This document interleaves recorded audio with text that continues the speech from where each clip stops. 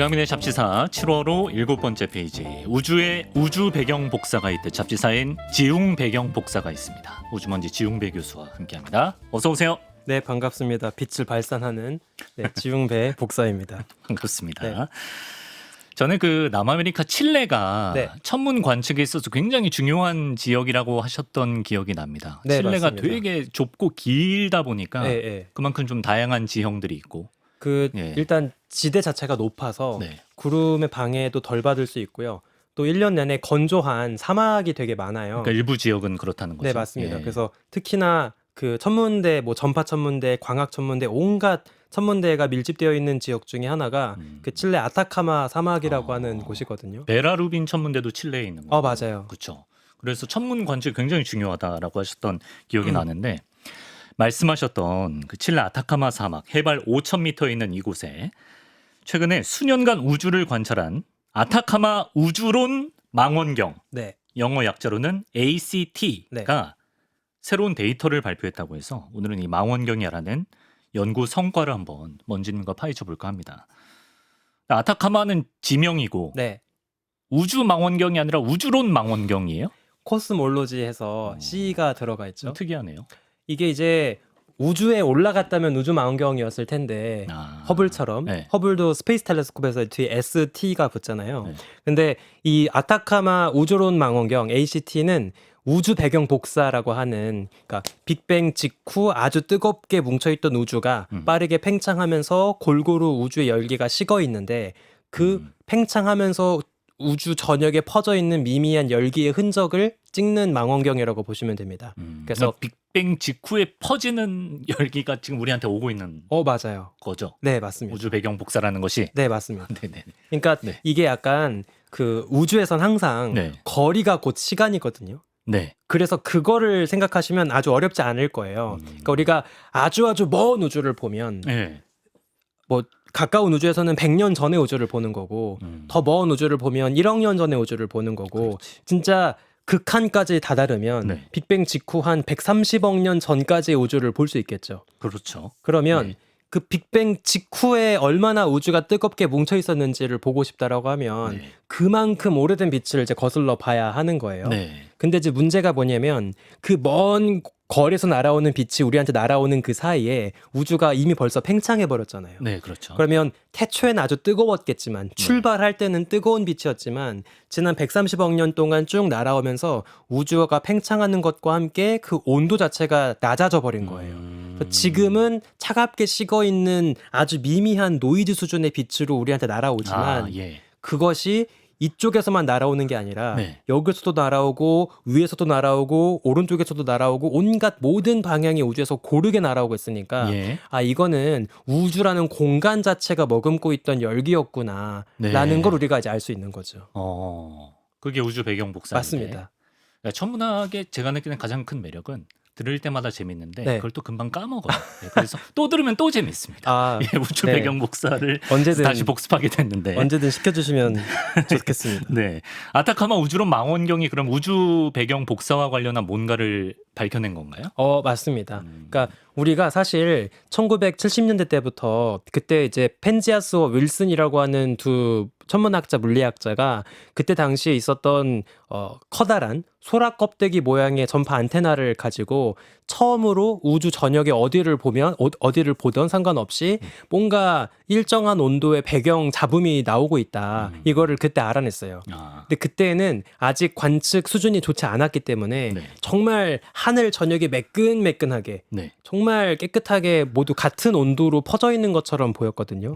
그리고 오히려 그게 빅뱅 우주론의 명확한 증거처럼 여겨졌어요. 왜냐면 우주가 이쪽 끝에서 이쪽 끝까지 어떻게 완벽할 정도로 온도가 균일하게 퍼져 있을 수 있을까? 이거는 태초부터 온도가 완벽하게 평형을 이루고 있지 않는 이상 말이 안 된다. 그러면 아마도 우주가 처음에 하나로 뭉쳐 있다가 그 우주가 비대하게 커지면서 골고루 고르게 식었기 때문이 아닐까라고 생각해서 이제 빅뱅 우주론을 완성하는 거의 스모킹건으로 이제 작동을 한 거죠.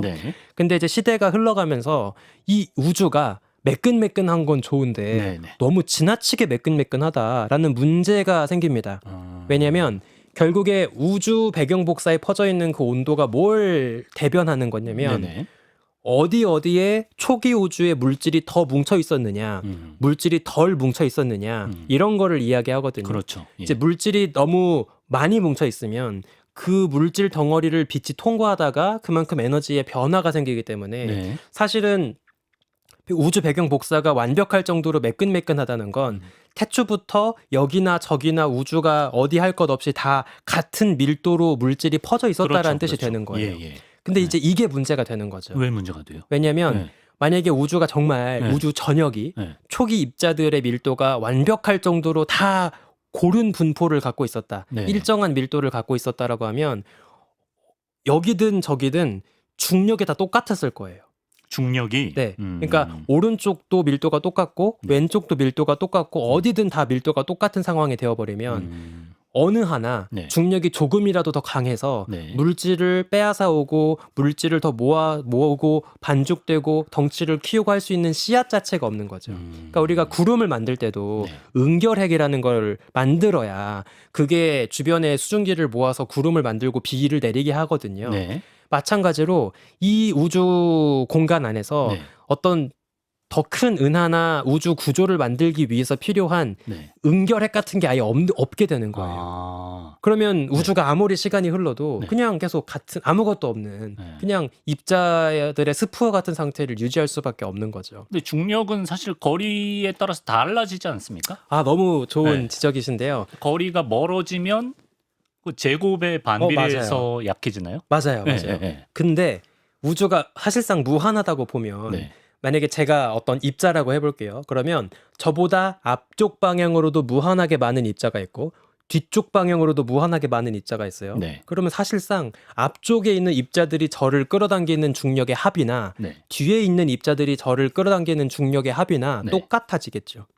아. 앞으로도 무한하게 다양한 거리 입자가 있고 뒤로도 무한하게 다양한 거리 입자가 있으면 네, 네. 결국에 저는 어느 한쪽으로 끌려가지 않고 네. 그냥 딱 한 자리에 서 있게 되는 거예요. 근데 그게 어디서든 똑같이 벌어지고 있다고 하면 사실상 그 우주 공간에 있는 모든 입자들은 어느 특정한 곳으로 몰릴 필요가 없는 거죠.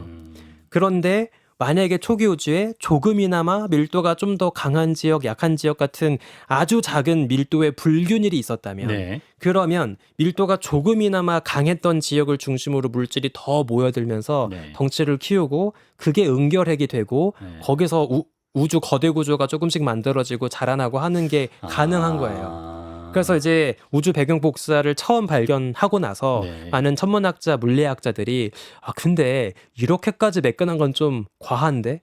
그래도 혹시 좀 더 자세하게 들여다보면 이 안에 숨어 있는 작은 스케일의 네. 어떤 밀도의 차이, 온도의 차이 같은 거를 네. 볼 수 있지 않을까라고 생각을 했던 거죠. 그럼 일종의 우주 배경 복사 지도 같은 걸 만들려고 했겠네요. 맞아요. 예. 그래서 이제는 우리가 지상에서 관측해서는 부족하다. 네. 그래서 우주에 올라가자. 라고 해서 처음에 뭐 코비, 그다음에 WMAP 그리고 가장 최근에 플랑크라고 하는 우주 망원경까지 올라가서 네. 조금씩 더 선명하게 우주 배경 복사의 지도를 그리게 됩니다. 코비 W의 플랑크가 그린 지도인데 왜 모양이 다 다릅니까?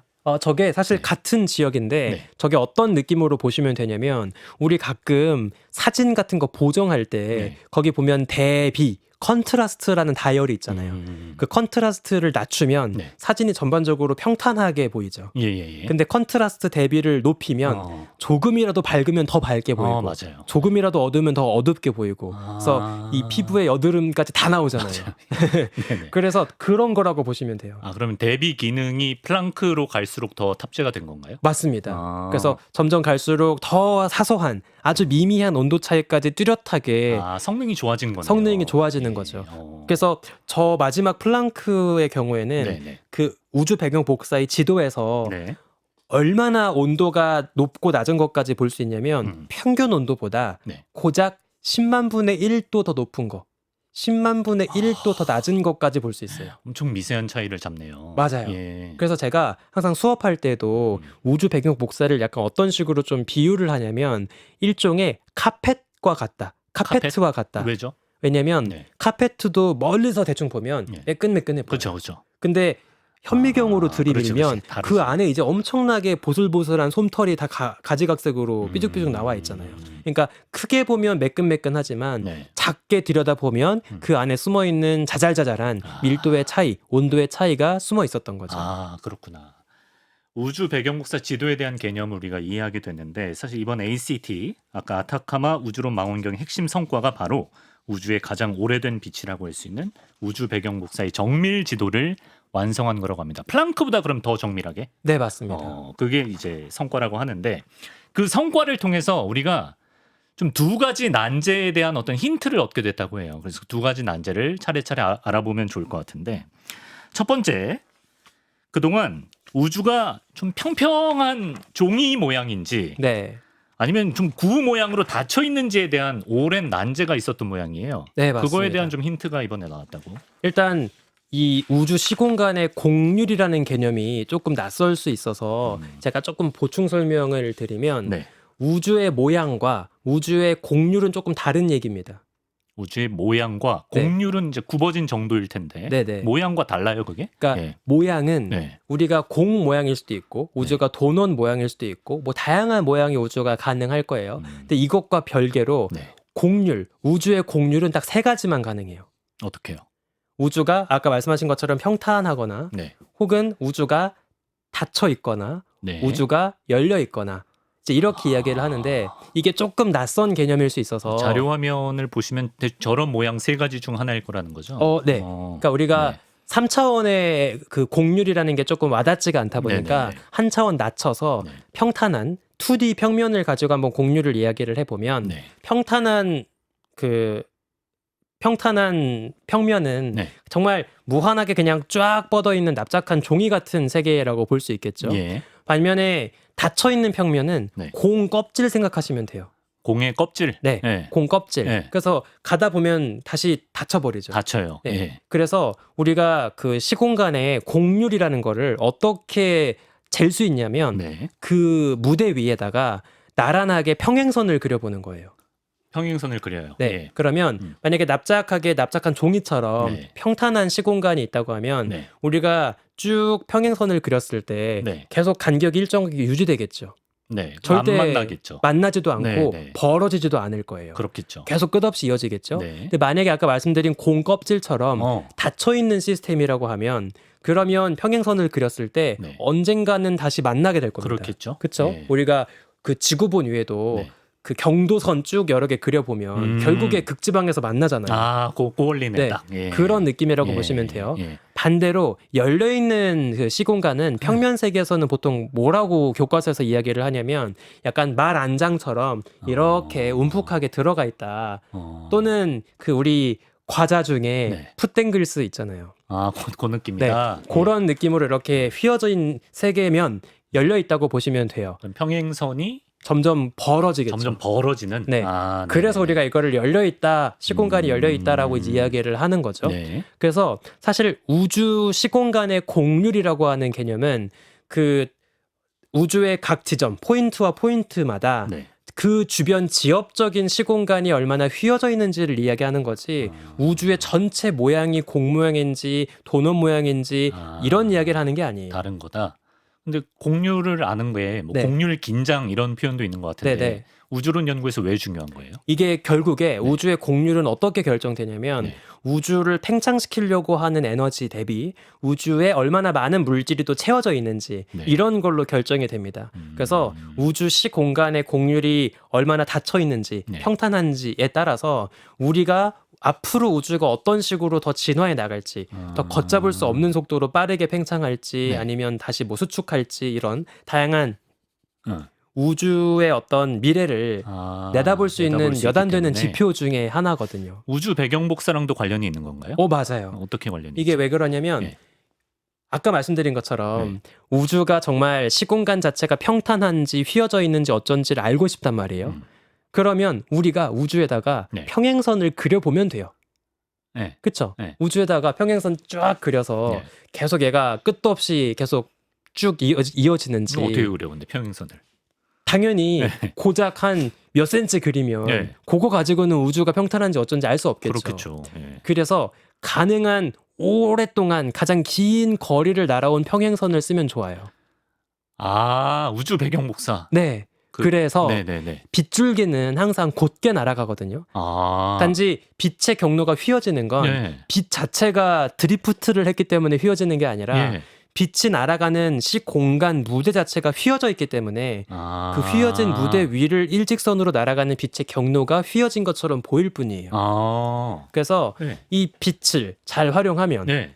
우리가 우주를 가로질러서 끝없이 날아가는 평행선을 빛으로 활용할 수 제일 있겠죠. 긴 평행선 그릴 수 있는 맞아요. 거죠. 예. 특히나 그 중에서 제일 오래된 빛, 우주 배경 복사를 활용하면 그렇죠. 그러면 우주 시공간이 얼마나 휘어져 있는지를 알 수 있게 되는 거예요. 그렇죠. 빛은 공간이 휘어졌을 때만 휘어지는 것처럼 보이기 때문에. 맞습니다. 그래서 우리가 만약에 아까 말씀드린 것처럼 우주 배경 복사 지도를 그려보니까 네. 온도가 살짝 낮고 온도가 살짝 뜨겁고 하는 그런 파랗고 빨간 얼룩들이 있잖아요. 아, 네네. 미미한 온도의 요동이 있단 말이에요. 네. 근데 그 얼룩의 사이즈가 만약에 우주가 평평하다면 네. 빛이 끝없이 나란하게 일정하게 날아올 것이기 때문에 네. 우리는 항상 그냥 원래 보였어야 할 원래 크기로 보이게 될 거예요. 아. 네. 네. 근데 반면에 닫혀 있거나 열려 있다고 하면 빛이 우리를 향해서 날아올 때 이렇게 휘어져서 날아오거나 네. 할 테니까 네. 우리는 그 빛을 거꾸로 외삽해서 보게 되거든요. 그러면 얼룩의 사이즈가 더 커져 보일 수도 있고요. 예. 얼룩의 사이즈가 더 작아 보일 수도 있어요. 이게 뭐 닫힌 우주일 때 커 보이고 뭐 그런 게 있는 건가요? 맞아요. 닫힌 우주일 때 커 보이고 네네. 열린 우주면 작아 보이고. 잠시만요. 아닌가요? 제가 헷갈리는데 네. 원지님도 헷갈리는 거면 아. 내가 힘든 게 많네. 그러니까 우주가 만약에 닫혀 있으면 네네네. 그러면 빛이 이렇게 날아오겠죠. 그렇죠. 네. 그러면은 저는 이거를 외삽해서 볼 테니까 네. 얼룩이 더 커 보일 거고요. 아, 얼룩이 더 커 보이고 네. 닫혀 있을 때. 열려 있으면 빛이 이렇게 발산하면서 날아올 테니까 그걸 거꾸로 제가 외삽하면 네. 실제보다 더 비좁게 작게 보일 거예요. 근데 아까 그건 기술의 차이인가? 그 세 가지 단계가 있었잖아요. 우주 네. 배경 복사 지도 그렸던. 네네. 플랑크로 갈수록 얼룩이 많았잖아요. 네네. 그럼 뭐를 시사하는 거죠? 근데 그거는 단순하게 기술 차이. 해상도만 이야기를 하는 거고요. 네네네. 이제 그거 말고 네. 그 얼룩 하나하나의 사이즈가 네. 어느 정도로 큰 애가 분포하고 작은 애가 분포하는지를 우리가 실제로 이제 관측을 해서 네. 모델링을 해보면 네. 그러면 우주 시공간 자체가 얼마나 휘어져 있는지를 이제 확인할 수가 있다는 거죠. 네. 그럼 지금까지의 어떤 일종의 결론은 어떤 상태였고 네. AST가 이번에 뭔가를 관측했을 때의 결론은 어떻게 나왔습니까? 사실 네. 플랑크가 올라가기 전까지 그러니까 앞서서 코비랑 WMAP 정도가 올라갔을 때만 해도 우주는 거의 완벽하리만큼 평탄하다라고 생각을 했어요. 네. 그리고 그 평탄한 우주의 이제 에너지 밀도를 차지하고 있는 것 중에 뭐 70%가 암흑 에너지고 나머지 20%가 암흑 물질이고 뭐 이런 식으로 우리가 잘 알고 있었죠. 근데 플랑크가 올라가서 이전보다 더 선명한 눈으로 이제 우주의 배경 복사 지도를 그리다 보니까 네네. 조금 이상한 게 보이는 거예요. 아까 말씀드린 것처럼 우리가 끝없이 먼 그 우주 끝자락에 날아온 배경 복사의 빛을 가지고 우주의 시공간의 공류를 잰다고 했잖아요. 근데 이제 문제가 뭐냐면 현실적으로 우주 공간이 텅 비어 있진 않아요. 그럼요. 우리가 보는 배경 복사 빛이 네. 그 머나먼 거리 우주 끝에서 네. 우리에게까지 날아올 때까지 네네. 아무것도 통과하지 않고 원래대로 날아오긴 어렵거든요. 그 중간중간에 크고 작은 은하단, 은하 같은 걸 다 거쳐서 지나오게 되겠죠. 그렇죠. 예. 근데 문제가 뭐냐면 네. 은하단, 은하들도 자기만의 영역에 자신의 중력만큼 네. 또 시 공간을 크고 미세하게 네. 휘어놓고 있어요. 네. 그러면 네. 우리가 보고 싶은 건 깨끗한 우주 배경 복사인데 그렇지. 지금 중간중간 장애물들이 있단 말이죠. 네. 그럼 그것 때문에 또 빛이 미세하게 휘어지고 하는 효과들이 다 반영돼서 볼 수밖에 없다는 거예요. 왜곡이 생기고 맞아요. 플랑크는 이전 것들보다 그걸 더 잘 잡아낸 거예요. 맞아요. 그래서 이게 네. 되게 재미있는 게 물론 네. 우주 배경, 그러니까 우주시 공간 자체의 공률과 비교했을 때 우주 공간 안에 존재하는 은하단들에 의한 세세한 중력 렌즈의 효과는 사실은 되게 작아요.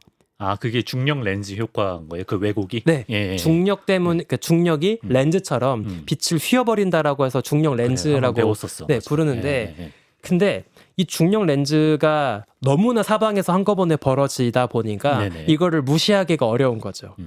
실제로 우리가 관측을 해보니까 이론적으로 완벽하게 평탄하다고는 보기 어려울 정도로 네. 조금 우주가 닫힌 것처럼 보인다. 그러니까 평행선을 그리면 빗줄기가 나중에 가서 한참 있다가 만나는 우주처럼 보이더라라는 문제가 생기는 거예요. 플랑크까지의 관측을 봤을 때는 약간 닫힌 우주설이 힘을 얻는 그렇죠. 그런 상황이었던 거예요. 그래서 이제 일부 네. 천문학자들은 이게 우주가 닫혀 있어서 그런 건 아니고 우주에 생각보다 우리가 알고 있었던 것보다 그 중력 렌즈를 일으키고 있는 은하단들이 좀 더 많아서 그렇게. 그래서 실제 우주 공간이 휜 건 아니지만 네. 우리가 관측하는 우주 배경 복사의 빛이 조금 안쪽으로 굽어가는 것처럼 보이는 거다라고 이제 이야기를 했어요. 네. 그래서 오랫동안 네. 이거를 그 플랑크의 커버처 어노멀리라고 불렀거든요. 렌징 어노멀리. 렌즈 이상. 네, 렌즈 이상이라고 불렀어요. 네. 근데 나중에 다시 ACT 이번에 우리가 아타카마 사막에 네. 설치한 망원경으로 다시 관측을 해보니까 네. 다행히도 네. 우주가 평탄한 게 맞는 것 같아요. 아, 그래요? 네, 예, 이게 왜요? 우리가 어떻게 알 수 있냐면 네.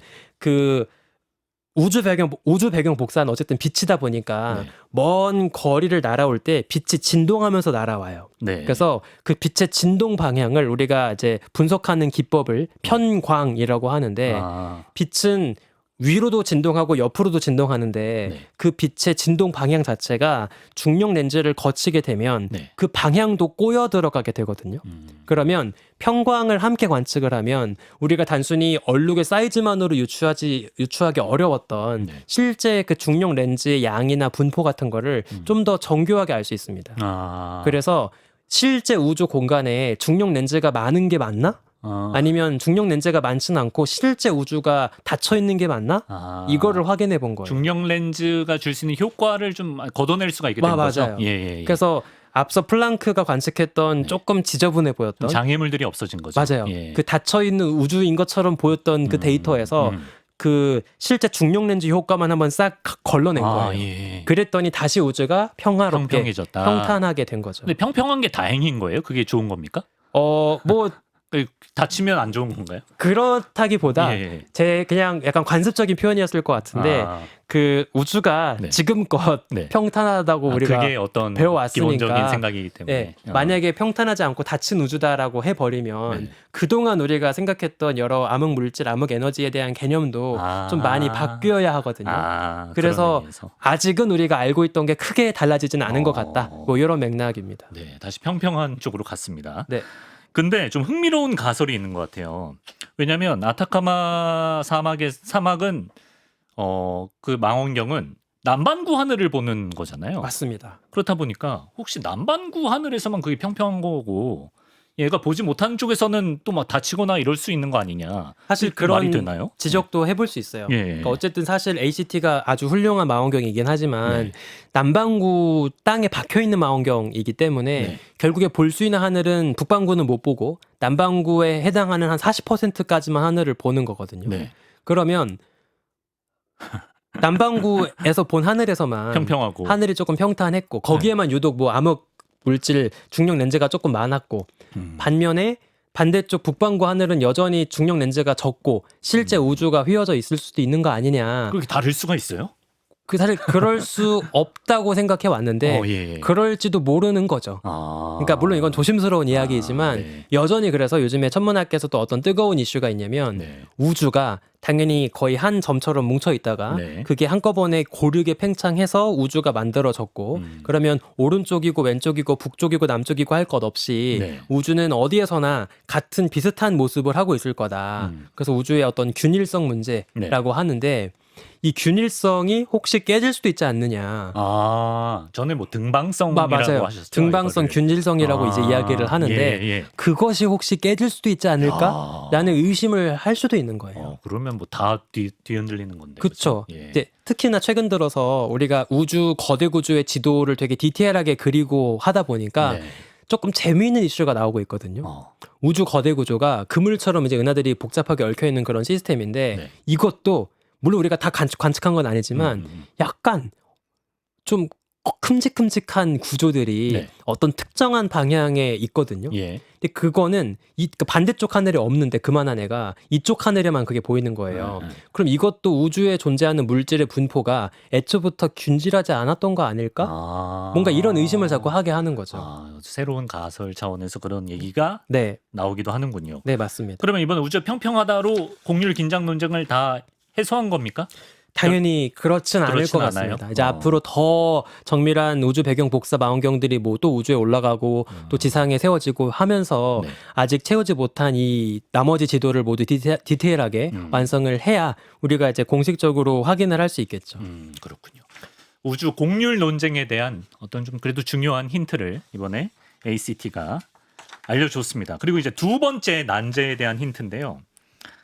현대 우주론의 가장 오랜 라이벌전이라고도 하는 암흑 물질과 수정역학, 이 수정역학을 몬드라고도 네, 하나 봐요. 맞습니다. 그 대결에 있어서 또 강력한 판정승을 내렸다 ACT가 이런 네. 얘기가 있는데 이게 뭐 어떤 대결이었으며 ACT가 뭘 밝혀냈는지 알려주시죠. 예. 제가 최대한 간단하게 한번 이야기를 해볼게요. 필요합니다. 네. 예, 예, 예. 그 암흑 물질이라는 게 우주에 왜 필요할까? 간단하게 말하면 네. 우주가 보기보다 힘이 세 보이기 때문이에요.